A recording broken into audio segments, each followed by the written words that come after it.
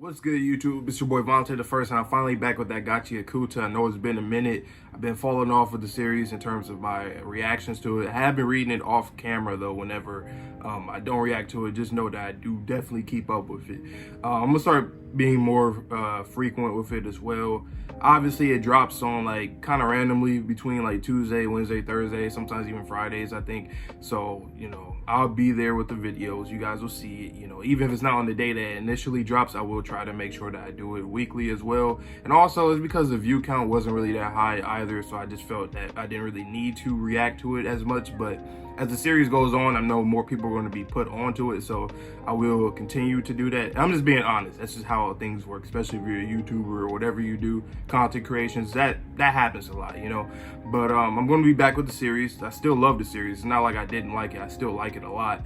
But just the prioritizing different series, obviously this one's going to be on the bottom because it's brand new compared to everything else.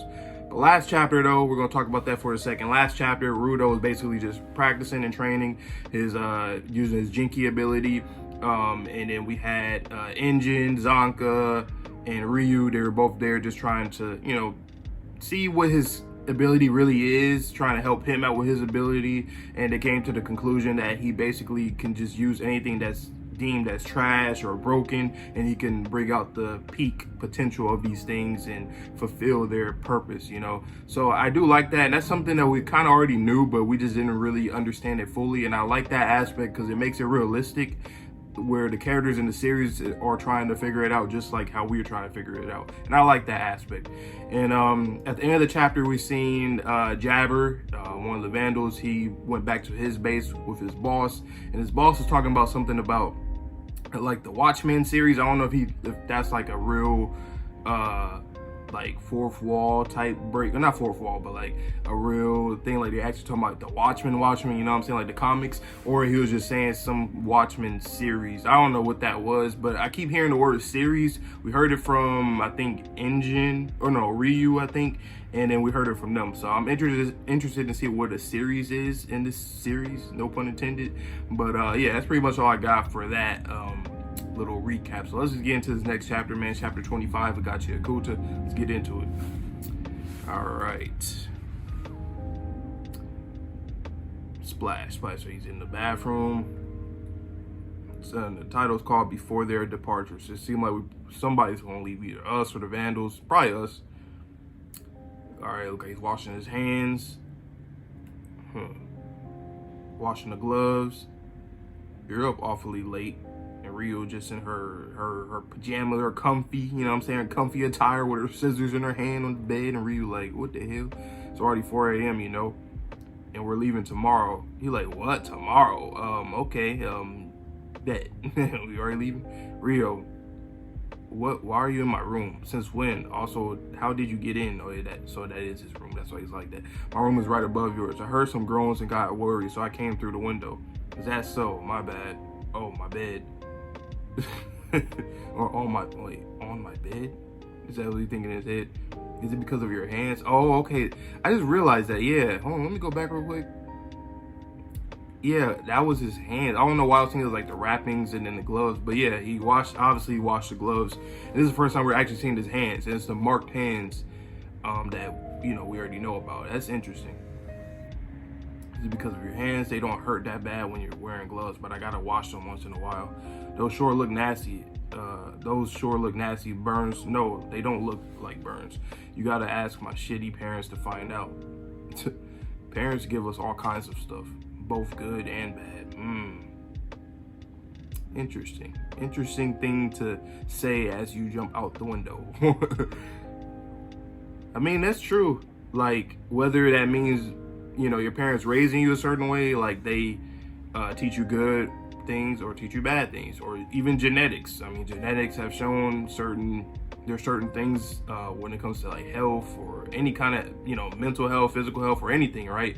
Can get passed down. So that's interesting that seems like she can relate to him, the way that she's looking at him. And I can't wait and that's the one thing about the series that you know, I can't wait until we really get into like the backstories and why people have specific objects as their Jinki, and like, you know, a whole bunch of stuff like that. Learn more world building, learn more about the Abyss area, and, you know, eventually the surface and all that. Because I think the series is going to really pick up, especially once we're like, you know, pretty deep in. Because right now we're on chapter 25. I can see the series like really rolling like relatively soon.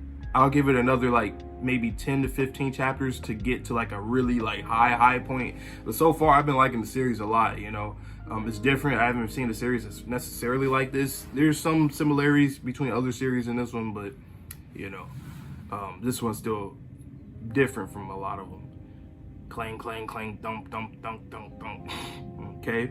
I like I said, I love the art in this series, and I love how Kai Udana uses the like speech bubbles and stuff like that, like really amplifying like what's going on, you know, and I like that. Well, this is going to take a while. Thus, until Rudo's full face is ready, I'll have you do the final preparations first. We got the boss out here. What's his name? Damn, what was his name? Corvus, yeah. Full face preparations. That's what we janitors are required to wear when we go to the forbidden zones, like this. Whoa, I remember this. Hold on. Okay, so we got the mask, right? So, or the helmet mask thing. That's interesting because we know that the person that killed Retgo had a mask that was similar to that, right? They had a whole mask on, or helmet or whatever. It looks very similar to that. So I wonder if Rudo's gonna pick up on that, because I have my suspicions in the series so far. I said I was gonna do like a little analysis video, but I don't really have too much to go off of right now. Not necessarily, but I have my suspicions that one of them is somebody that's kind of like gonna betray him, because Engine seems very sus at times. The way that he asks questions, the way that he looks when he's answering questions, he comes off as sus. But I think that's just like a misdirect from you know, from Kai Udana. But at the same time, I don't know why, but I feel like Griss might be somebody that would betray. I know it's making it seem like he's a good guy, and how Rudo, you know, felt, you know, worried about him when he thought he was gonna die, and him using his amulet and all this stuff. But I feel that he might end up being a snake, just because it was kind of random how we got introduced to him. Like, he just started talking to Rudo randomly at the table in the cafeteria, and then he went on the mission with him. I don't know, I just felt like usually those kind of characters you get introduced to in a specific way, like normal characters, you get introduced to them in a specific way. But for him, it was kind of just out of nowhere. And I feel like those kind of characters that come off like in that kind of style, like out of nowhere, are the ones that you really got to watch out for. Because it's like, you know, like, where'd you come from? Like, who are you? That's like the first thing that I thought of in my head. If I'm asking who are you, once you just come up out of nowhere, then that must mean something is up with you. That's how I personally feel about those kind of characters. Well, let me continue.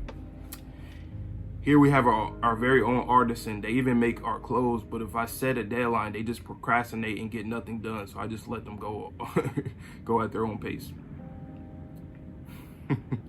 So until it's done right, to put it simply, you'll go for a good luck charm. You never know what happens in the Forbidden Zone. The moment you step on trash, boom, it's not uncommon for people to be killed by aberrant beasts. In order to prevent that as much as possible, I will use a certain giver's ability. No, I'm going to have them paint it for me. Paint it? The boss said they're free to do what they want, so they'd come to the janitors to paint sometimes. But I haven't seen them around lately. Maybe they've been too busy. If they were here, I wouldn't have to go out there every time. Then so what? In the end, where are we going? The city of Graffiti, Canvas Town. See, this is what I was talking about, the world building, right? So we're at a janitor's HQ. We met people early on when Rudo first came in that were like trying to like sell them and shit. So we got like some underground shit going on with that, like trafficking. And then we have these janitors, which we are. Then we have the Vandals, the ones that just stealing shit and doing shit. Now we got graffiti people. So I'm guessing this is just a place of like anything that has to do with like trash or like I don't want to say criminal activity, but like, because nothing really like seems reinforced here, or like, you know. But or enforced. But like, I don't know. I'm thinking it might just be different kind of things that has to do with yeah, just messing shit up, right? Or like cleaning, or that kind of stuff. Like everything has to do with trash, literally. All right. But the city of Graffiti, that's probably gonna look clean. And now the members who will accompany you in search for the Lady of the Forbidden Zone are these guys. Bet. All right, so we've seen them before, a few of them. I remember seeing the big guy. All right, cool. Character designs look dope in this series too. I can't wait. If it gets an anime adaptation, I can't wait to just see how everything looks in color and stuff. Cause they look clean here though. I fuck with it. From Akuta, Zanka, Riyou, and me.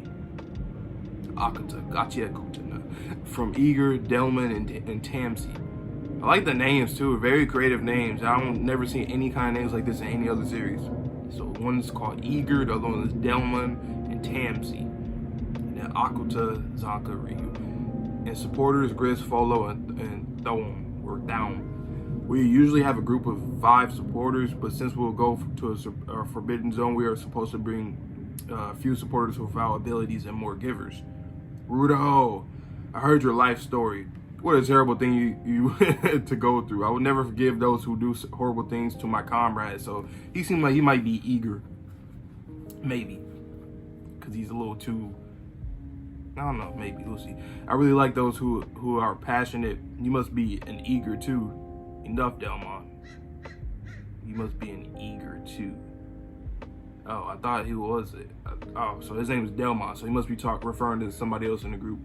Rudo is brought on by Engine, which means he belongs to Akuta. Excuse me, Rudo. He's still a good person, but I must say I really like passionate people too. Well, since you're here, why not let them hear how passionate you are, Delmar? We're going to Canvas Town. That boy ready. A steep and difficult road lies ahead. However, we must not give up. Why is that? Because we're the janitors. Oh. Oh. I like his energy. You know what I'm saying? You always gotta have a person like that in the group. You feel me? I like it. Car is convenient for sure, and they're on their way down. They're on their way down there. Like I said, all these character designs look cool. It seems like everybody has like a specific personality. In a series that has to do like with emotions and value and things, it's cool to see that both the character, their powers, the object that they use, all intertwine with each other. It's dope. It's different and it's dope. It reminds me of like Soul Eater, which makes sense because Kai Udon is a protege for Okubo, so it makes sense that like she would be on this kind of timing when it comes to this kind of like style or aspect of a story, when it, with emotions and stuff like that. But yeah, man, I like this chapter. I'm excited to see what this arc is going to entail. We're going to the Graffiti Town, or the Canvas Town, I think that's what they called it. Let me see. Yeah, Canvas Town, the city of Graffiti. It's probably gonna look clean over there. I can't wait to see that. Even that little panel right there where you see the little spray paint cans and shit. Like, I like the art on that already. So can't wait till we get there. And that's pretty much it. So stay tuned. I'm gonna have Gachiakuta on this channel every week from now on, obviously.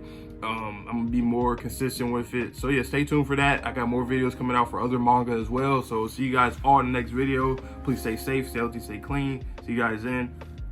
Peace.